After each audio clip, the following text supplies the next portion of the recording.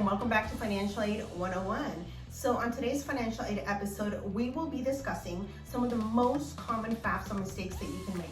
These are the most common errors, the most common mistakes that I ran into back when I was processing FAFSA applications as a pre-screener, as a processor, as a financial aid specialist. I processed thousands of FAFSA applications, and these are definitely the most common ones that I saw in my day. Additionally, these are some mistakes that I myself made back when I was a student applying for the FAFSA. So I certainly hope that you find this video helpful in applying for your own financial aid via the FAFSA, and that you avoid these mistakes, which can cost you a lot of time and money. So without further ado, let's get started on the video. And stick around until the end of the video to hear about the absolute worst mistake that you can make on the FAFSA, the one that can definitely cost you the most money. So the number one most common FAFSA mistake is hands down putting in the wrong password to log into your FAFSA application.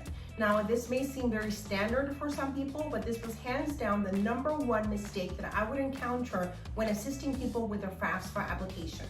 So FAFSA is something that you have to renew every school year, and it's something that you may only access once a year, but you do want to make sure that that password is somewhere in an accessible place. Hopefully somewhere password protected, like a password protected file in your computer or in your cell phone, but somewhere accessible to you, because you do need that password to sign your FAFSA, not only to log in and do your FAFSA, but also to sign it and submit it, but also to make any corrections. Maybe you've made a mistake and you have to do a quick correction and submit it as soon as possible in order to not delay your file. So the second most common mistake that people make on the FAFSA is inputting the wrong social security number. So when you input your social security number, make sure to double check that that's the correct number. It's something that would come up a lot back when I was processing FAFSA applications, and it's something that is really time consuming to correct.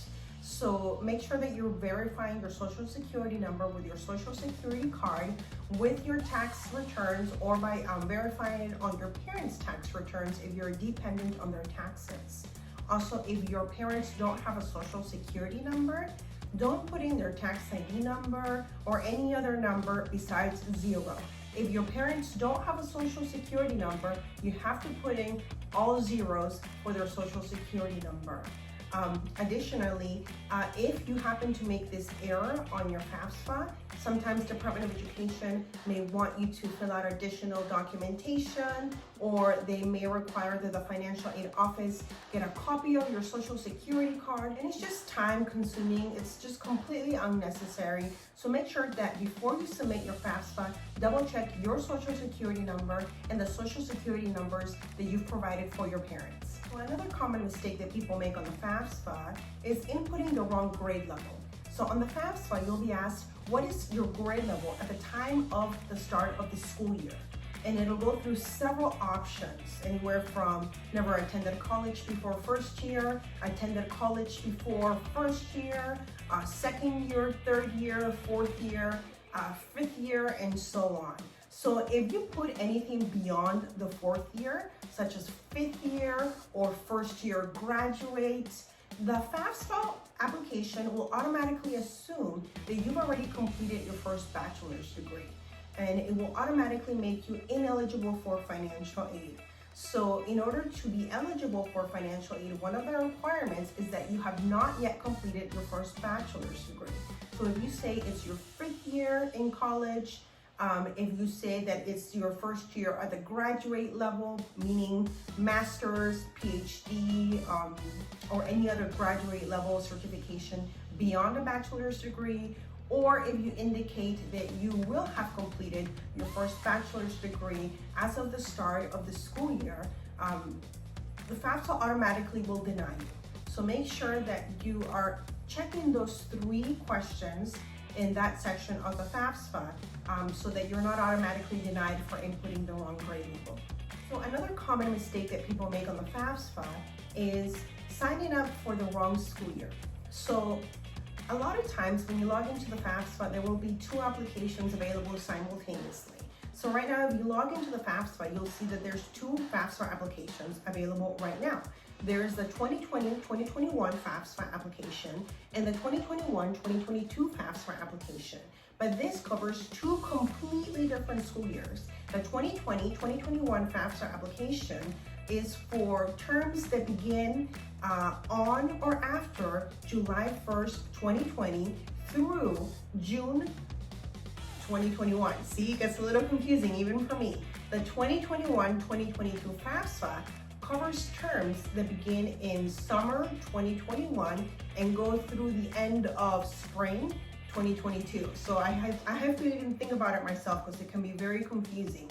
I've actually made a really helpful video on this. So if you're not sure which FAFSA application to apply for, I highly recommend that you watch this video, which I'm going to include here an image of, and you'll also see a link in the description section down below, which will take you to this super helpful video if you're not sure which FAFSA application to apply for. Another mistake that people make on the FAFSA is not reporting their spouse's income. Now, the FAFSA will ask you for tax information from 2 years ago. They will also ask you if you were married as of the time that you're filing your FAFSA. Now, if you were recently married and maybe you were not married to your spouse 2 years ago, it may seem counterintuitive to provide your spouse's tax information because why is it relevant? I was not married to them 2 years ago.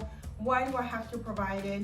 However, FAFSA will require that you provide not only your tax information from 2 years ago, but also your spouse's tax information from 2 years ago, even if you were not married to them 2 years ago, but if you are married to them as of the time that you're filing your FAFSA application. So they will consider your income and that of your spouse's when deciding what type of financial aid and what dollar amount of financial aid you are eligible for. Another common mistake that people make on the FAFSA is reporting the wrong tax information. So the previous 2020-2021 FAFSA asked you for tax information from 2018. The most current FAFSA will the 2021-2022 FAFSA will ask you from tax information from 2019. So they want information from 2 years ago, and that can be confusing sometimes, especially because FAFSA, back when I was a student, used to ask for tax information from only 1 year ago. And then they changed it up that they want to see tax information from 2 years ago. So what I've seen people do is they log into the FAFSA and they use the data retrieval tool to automatically transfer the information from the IRS.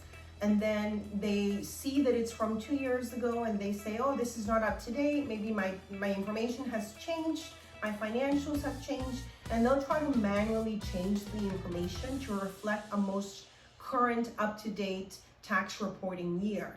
Don't do that on the FAFSA because if you do that, it will automatically trigger a discrepancy and it may automatically trigger a verification process. Verification is a process where the financial aid office selects your file for additional verification, meaning they'll ask you for copies of your tax returns. They'll ask you to fill out more specific information about your household size and any other information that they may want to verify. Because of that discrepancy, they can certainly do so. They're in their right to do so because it's something triggered from the Department of Education.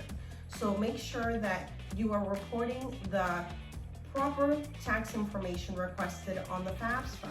And if your financial information has changed since 2 years ago, I highly recommend that you watch my video, which I'll include in the description section down below, on how to get more money from the FAFSA and the process that you'll probably have to go through in order to report your most current, most up-to-date financial information. And finally, the absolute worst mistake that anybody can make on their FAFSA is not submitting an appeal to their financial aid office for their FAFSA application. So please take a look at your FAFSA right now.